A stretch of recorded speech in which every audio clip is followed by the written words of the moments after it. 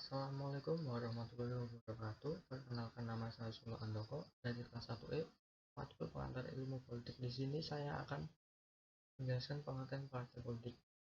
Sebuah partai politik adalah organisasi politik yang menjalani ideologi tertentu atau dibentuk dengan tujuan umum. Definisi lainnya adalah kelompok yang terorganisir yang anggota-anggotanya mempunyai orientasi, nilai-nilai, dan cita-cita yang sama.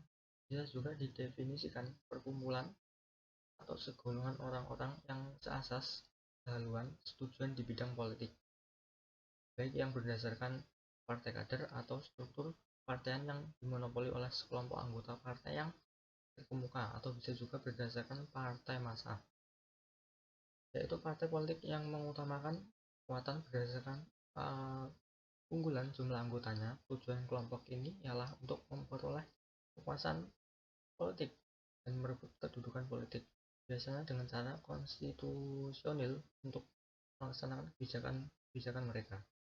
Kemudian sejarah partai politik.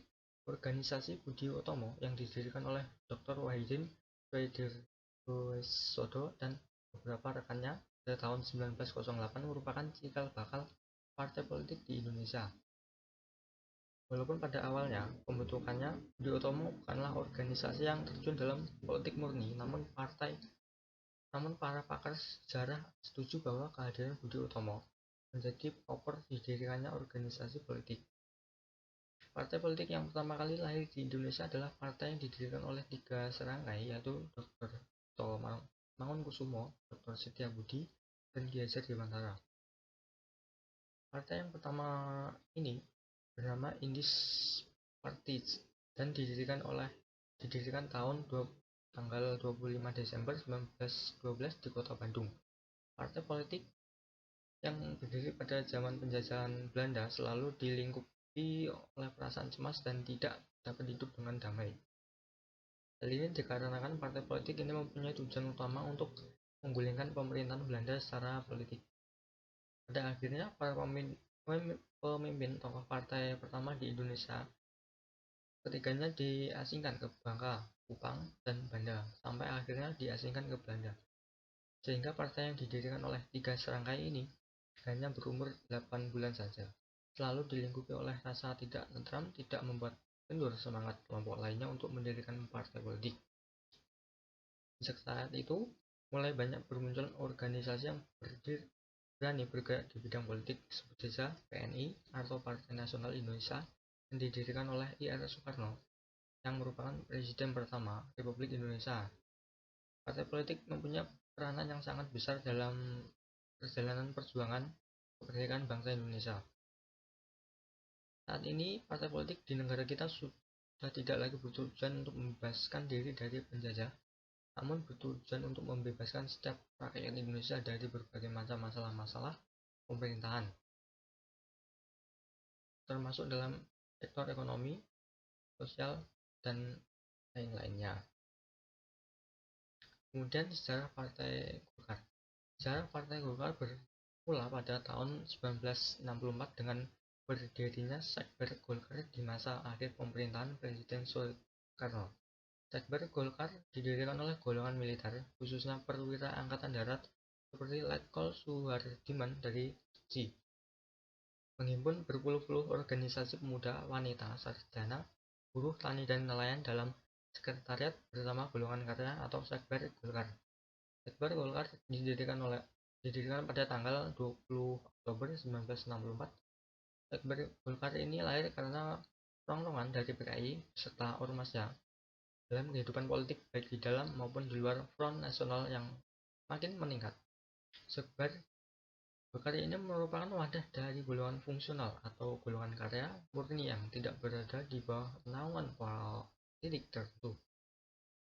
Terpilih sebagai ketua pertama Sekber Golkar adalah Brigadir Jenderal Soehartono sebelum digantikan Mayor Jenderal Maijen Suprapto Sukowati lewat Musyawarah Kerja Nasional atau Mukernas ke-1 Desember 1965. Sejumlah anggota Sekber Golkar ini bertambah dengan pesat karena golongan fungsional lain yang menjadi anggota Sekber Golkar dalam Front Nasional menjadi menyadari bahwa perjuangan dari organisasi Sekber Golkar adalah untuk menegakkan Pancasila dan UUD 1945. Semula anggotanya berjumlah 61 organisasi yang kemudian berkembang hingga mencapai 291 organisasi.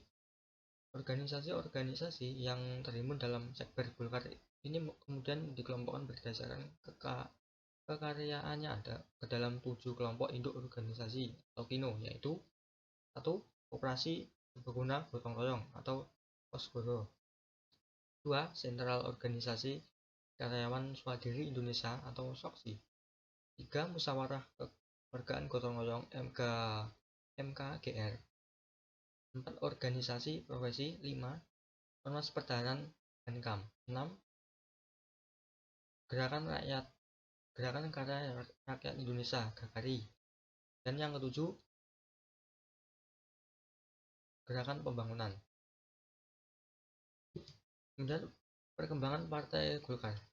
Demi menghadapi pemilu 1971, KINO mengeluarkan keputusan bersama pada tanggal 4 Februari 1970 untuk menjadi peserta pemilu melalui satu nama dan tanda gambar, yaitu Golongan Karya atau Golkar. Logo dan nama ini tetap dipertahankan hingga saat ini.